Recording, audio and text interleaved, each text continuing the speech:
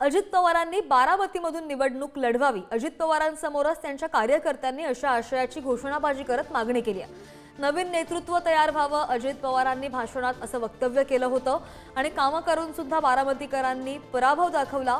एकदा बारामतीत दुसरा आमदार मिळाला पाहिजे। आगामी निवडणुका हे बारामतीचं भवितव्य सांगणारी निवडणूक आहे असंही वक्तव्य अजित पवार यांनी केलंय। बातमी आपण पाहतोय बारामतीमधून आणि अजित पवारांसोबतच कार्यकर्त्यांनी अशी घोषणाबाजी केलेली आहे। नवीन नेतृत्व तयार व्हावं असं वक्तव्य अजित पवारांनी भाषणामध्ये केलं होतं आणि त्यामुळे आता त्यांची काय प्रतिक्रिया येते ते सुद्धा पाहणं महत्त्वाचं असणार आहे।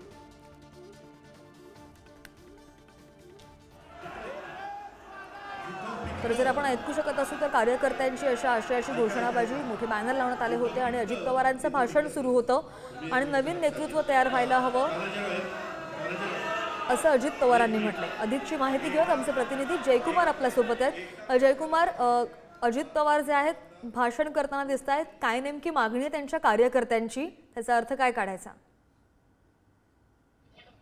उपमुख्यमंत्री अजित पवार आज बारामतीच्या दौऱ्यावरती होते आणि सकाळी त्यांच्या दौऱ्याची सुरुवात विविध गणेश मंडळांना उपस्थित लावून आरती सपत्नी त्यांनी मंडळाची गणपतीची आरती केली। त्यानंतर कसब्यातील राष्ट्रवादी भवन येथे उपमुख्यमंत्री अजित पवारांचा जनता दरबार भरला होता।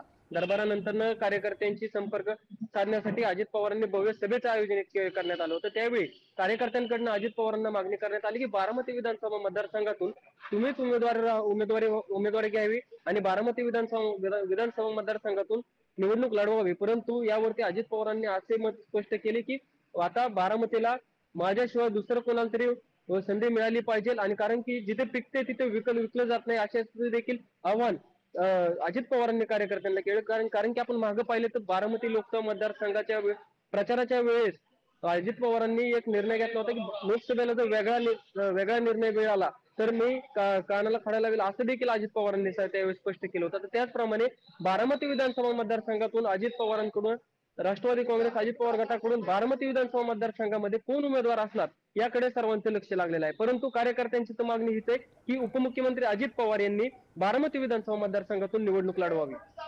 श्रद्धा, नक्कीच जयकुमार, धन्यवाद दिलेल्या सगळ्या सविस्तर माहितीसाठी।